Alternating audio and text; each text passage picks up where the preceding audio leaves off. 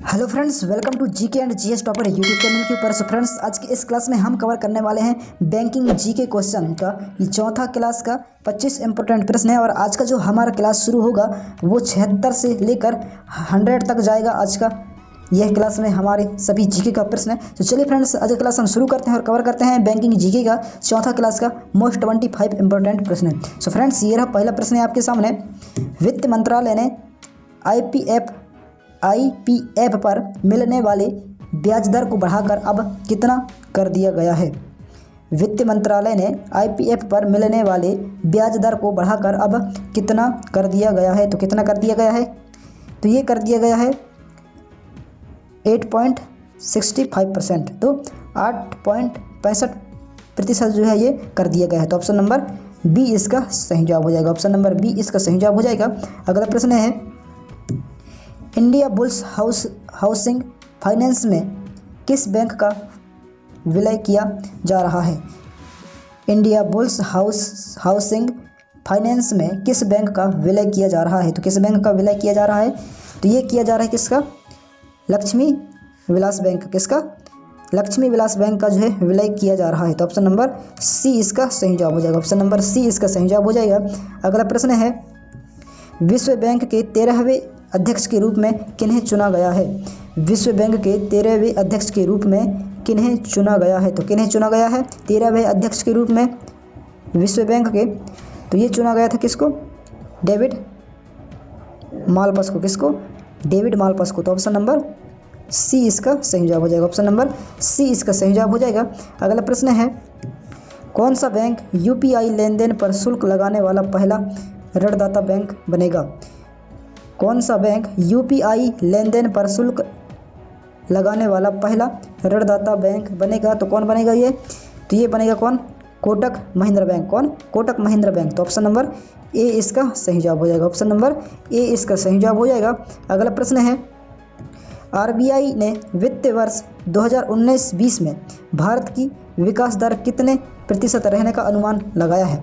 RBI ने वित्तीय वर्ष 2019-20 में भारत की विकास दर कितने प्रतिशत रहने का अनुमान लगाया है। तो कितने प्रतिशत रहने का अनुमान लगाया है, तो ये लगाया है कितना, 7.2%। 7.2% जो है रहने का अनुमान लगाया है। तो ऑप्शन नंबर बी इसका सही जवाब हो जाएगा। ऑप्शन नंबर बी इसका सही जवाब हो जाएगा। अगला प्रश्न है, आरबीआई ने रेपो रेट 6.25% से घटाकर कितना कर दिया गया है। मतलब आरबीआई ने रेपो रेट 6.25% से घटाकर कितना कर दिया गया है। तो कितना कर दिया है, तो ये कर दिया है कितना, 6%। कितना प्रतिशत, 6%। ऑप्शन नंबर सी इसका सही जवाब हो जाएगा। ऑप्शन नंबर सी इसका सही जवाब हो जाएगा। अगला प्रश्न है, बैंक ऑफ बड़ौदा में देना बैंक और विजया बैंक का विलय कब हुआ है।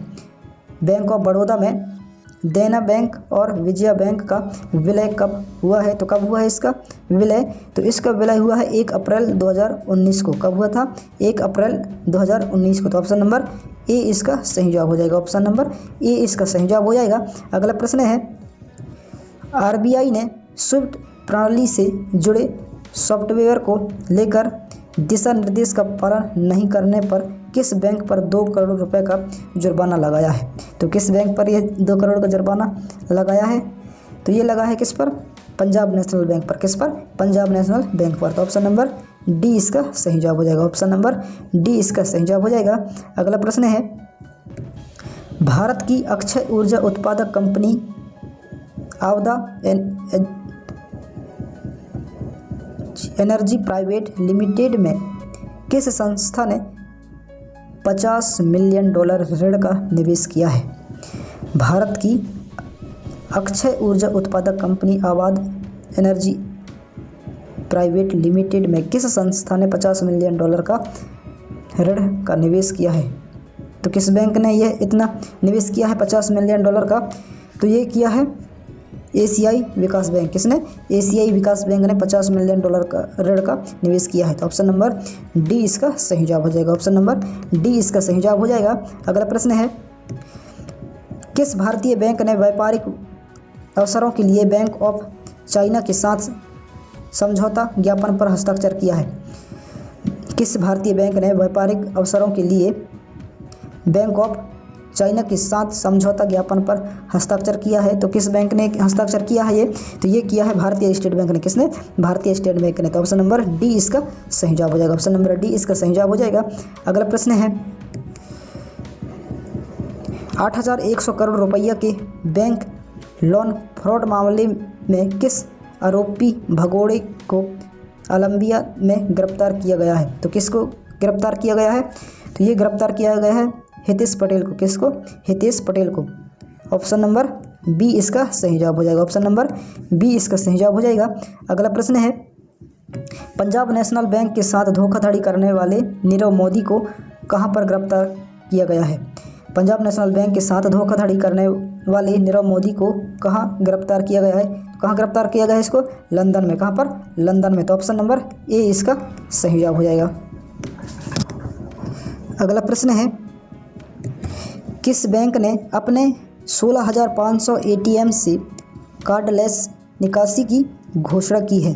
किस बैंक ने अपने 16,500 एटीएम से कार्डलेस निकासी की घोषणा की है? तो किस बैंक ने यह घोषणा की है? तो ये किया है एसबीआई ने। किसने? एसबीआई ने। तो ऑप्शन नंबर डी इसका सही जवाब हो जाएगा। ऑप्शन नंबर डी इसका सही जवाब हो जाएगा। अगला प्रश्न है आरबीआई ने किस बैंक को अब सरकारी बैंक से प्राइवेट बैंक घोषित कर दिया है? आरबीआई ने किस बैंक को अब सरकारी बैंक से प्राइवेट बैंक घोषित कर दिया है? तो किस बैंक को घोषित कर दिया है? तो ये कर दिया है आईडीबीआई को। किसको? आईडीबीआई को। तो ऑप्शन नंबर सी इसका सही जवाब हो जाएगा। ऑप्शन नंबर सी इसका सही जवाब हो जाएगा। अगला प्रश्न है एक्सिस बैंक के नए अध्यक्ष के रूप में किन्हें नियुक्त किया गया है? एक्सिस बैंक के नए अध्यक्ष के रूप में किन्हें नियुक्त किया गया है? तो किन्हें नियुक्त किया गया है? तो ये नियुक्त किया गया है राकेश मखीजा को। किसको?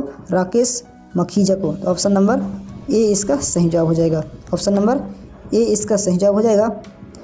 अगला प्रश्न है कौन सा बैंक कर्मचारियों के बच्चों के लिए डे केयर सुविधा शुरू करने वाला पहला सार्वजनिक क्षेत्र का बैंक बन गया है? तो कौन सा बैंक बन गया है यह? तो ये बना है कौन? Bank of Baroda. कौन बना है? Bank of Baroda. तो ऑप्शन नंबर बी इसका सही जवाब हो जाएगा। ऑप्शन नंबर बी इसका सही जवाब हो जाएगा। अगला प्रश्न है बैंक ऑफ बड़ौदा का चेयरमैन किन्हें बनाया गया है? बैंक ऑफ बड़ौदा का चेयरमैन किन्हें बनाया गया है? तो किन्हें बनाया गया है बैंक ऑफ बड़ौदा का चेयरमैन? तो ये बनाया गया है हसमुख अढ़िया को। किसको? हसमुख अढ़िया को। तो ऑप्शन नंबर ए इसको सही जवाब हो जाएगा। ऑप्शन नंबर ए इसका सही जवाब हो जाएगा। अगला प्रश्न है रिजर्व बैंक के केवाईसी नियमों का पालन करने के लिए ई वॉलेट कंपनियों को कितना समय और दिया गया है? कितना समय और दिया गया है? तो ये दिया गया है कितना? 6 माह। कितना दिया गया है? 6 माह। तो ऑप्शन नंबर बी इसका सही जवाब हो जाएगा। ऑप्शन नंबर बी इसका सही जवाब हो जाएगा। अगला प्रश्न है केंद्र सरकार ने 12 बैंकों के रिकैपिटलाइजेशन के लिए कितने रुपए मंजूर किए हैं? तो कितने रुपए मंजूर किए हैं? तो ये किए हैं 48,239 करोड़। ऑप्शन नंबर सी इसका सही जवाब हो जाएगा। ऑप्शन नंबर सी इसका सही जवाब हो जाएगा। अगला प्रश्न है पीएफ की जमा राशि पर ब्याज दर बढ़ाकर कितना कर दी गई है? तो कितना कर दी गई है? तो ये कर दी गई है 8.65%। कितना? 8.65% कर दी गई है। तो ऑप्शन नंबर डी इसका सही जवाब हो जाएगा। ऑप्शन नंबर डी इसका सही जवाब हो जाएगा। अगला प्रश्न है आरबीआई ने बैंकिंग नियमों के उल्लंघन को लेकर कितने बैंकों पर 5 करोड़ रुपए का जुर्माना लगाया है? तो कितने बैंकों पर ये 5 करोड़ का जुर्माना लगाया है उल्लंघन को लेकर, नियमों के उल्लंघन को लेकर? तो ये लगाया है 4 बैंकों पर। कितने बैंकों पर? 4 बैंकों पर जो है ये 5 करोड़ रुपए का जुर्माना लगाया है। तो ऑप्शन नंबर बी इसका सही जवाब हो जाएगा। अगला प्रश्न है किस बैंक ने अपने कर्मचारियों को हफ्ते में 1 दिन समय पर घर जाने की छुट्टी देने की नई पहल शुरू की है? तो किस बैंक ने यह नई पहल शुरू की है? तो ये एसबीआई ने। किसने? एसबीआई ने। तो ऑप्शन नंबर ए इसका सही जवाब हो जाएगा। अगला प्रश्न है रिजर्व बैंक ऑफ इंडिया ने किसानों के लिए कोलेट्रल फ्री लोन की लिमिट बढ़ाकर कितनी की है? तो कितनी की है इसकी लिमिट बढ़ाकर? तो इसकी लिमिट बढ़ाकर की है 1.60 लाख रुपया। तो ऑप्शन नंबर डी इसका सही जवाब हो जाएगा। ऑप्शन नंबर डी इसका सही जवाब हो जाएगा। अगला प्रश्न है, भारतीय रिजर्व बैंक ने रेपो रेट में कितनी फीसदी की कमी की है? तो कितनी फीसदी की कमी की है? तो ये की है 0.25% की। तो ऑप्शन नंबर ए इसका सही जवाब हो जाएगा। ऑप्शन नंबर ए इसका सही जवाब हो जाएगा। अगला प्रश्न है, 1 अप्रैल 2019 से देना बैंक और विजया बैंक का विलय किस बैंक में हो जाएगा या हो गया? तो किस बैंक में हो गया? तो ये बैंक ऑफ बड़ौदा में। कहाँ पर? बैंक ऑफ बड़ौदा में। तो ऑप्शन नंबर सी इसका सही जवाब हो जाएगा। सो फ्रेंड्स, कुछ इस तरह रहा हमारा आज का यह क्लास, चौथा क्लास बैंकिंग जीके का। सो फ्रेंड्स, क्लास कैसा रहा नीचे कमेंट कर जरूर बताएं, और क्लास अगर पसंद आए तो प्लीज़ वीडियो को लाइक कर, चैनल को सब्सक्राइब कर, बेल आइकन को ऑल पर जरूर करें, ताकि आने वाले हर एजुकेशन वीडियो आप तक सबसे जल्द पहुंचे। सो फ्रेंड्स, मिलते हैं नेक्स्ट क्लास में, तब तक के लिए जय हिंद, वंदे मातरम।